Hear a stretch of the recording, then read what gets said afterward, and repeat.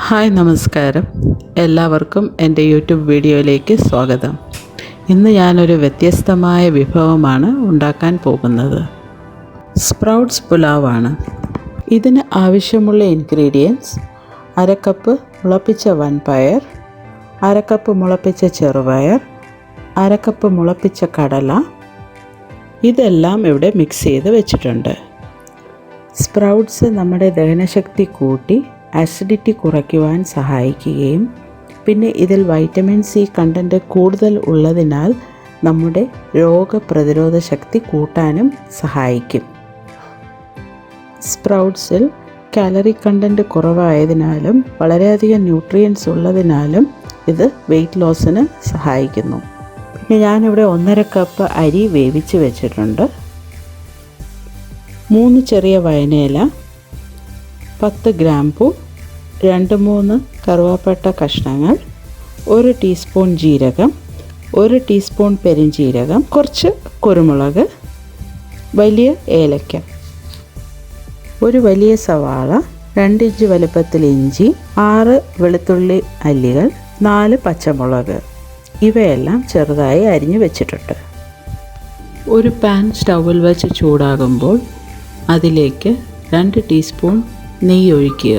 നെയ്യ് ചൂടാകുമ്പോൾ അതിലേക്ക് ബേ ലീവ്സ്, ഗ്രാമ്പൂ, പട്ട, ജീരകം, പെരുംജീരകം, കുരുമുളക്, ഏലക്ക എന്നിവ ചേർത്ത ശേഷം നമ്മൾ ചെറുതായി അരിഞ്ഞു വെച്ചിരിക്കുന്ന ഇഞ്ചി, വെളുത്തുള്ളി, പച്ചമുളക് എന്നിവ ചേർത്ത് കുറച്ച് നേരം ഫ്രൈ ചെയ്യുക.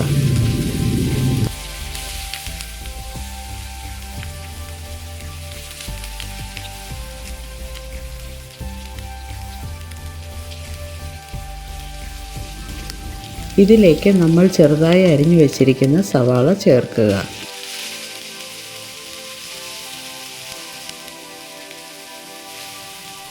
ഇത് നന്നായി ഫ്രൈ ആകുമ്പോൾ അതിലേക്ക് കുറച്ച് കറിവേപ്പില, 1 ടേബിൾ സ്പൂൺ മല്ലിപ്പൊടി, 1 ടീസ്പൂൺ മുളക് പൊടി, 1/4 ടീസ്പൂൺ മഞ്ഞൾപ്പൊടി, 1/4 ടീസ്പൂൺ ഗരം മസാല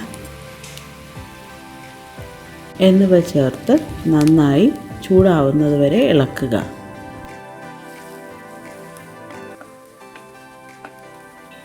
ഇവയെല്ലാം ഒന്ന് ചൂടാകുമ്പോൾ അതിലേക്ക് നമ്മുടെ മിക്സ് സ്പ്രൗട്ട്സ് ആഡ് ചെയ്ത് കൊടുക്കുക.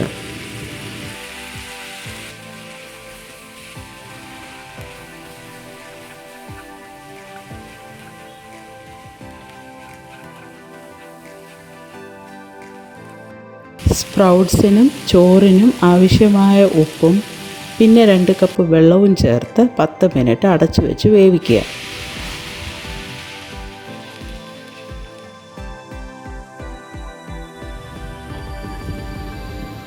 പത്ത് മിനിറ്റിന് ശേഷം ഈ കൂട്ട് നമ്മൾ ഉണ്ടാക്കി വച്ചിരിക്കുന്ന ചോറുമായി ചേർത്തിളക്കി വീണ്ടും അടച്ച് 5 മിനിറ്റ് ലോ ഫ്ലെയിമിൽ ചൂടാക്കുക.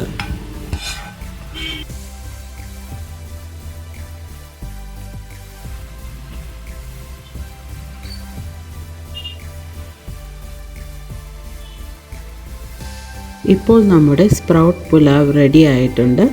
ഇനി നമുക്കിതിനെ ഒരു സെർവിങ് പ്ലേറ്റിലേക്ക് മാറ്റാം. നിങ്ങൾക്ക് ഈ റെസിപ്പി ഇഷ്ടമായെങ്കിൽ ലൈക്ക്, ഷെയർ ആൻഡ് സബ്സ്ക്രൈബ് ചെയ്യാൻ മറക്കരുത്. അപ്ഡേറ്റ്സിന് വേണ്ടി ബെൽ ഐക്കൺ പ്രസ് ചെയ്യുക. ഇനി പുതിയൊരു വിഭവവുമായി ഉടനെ കാണാം. നന്ദി, നമസ്കാരം.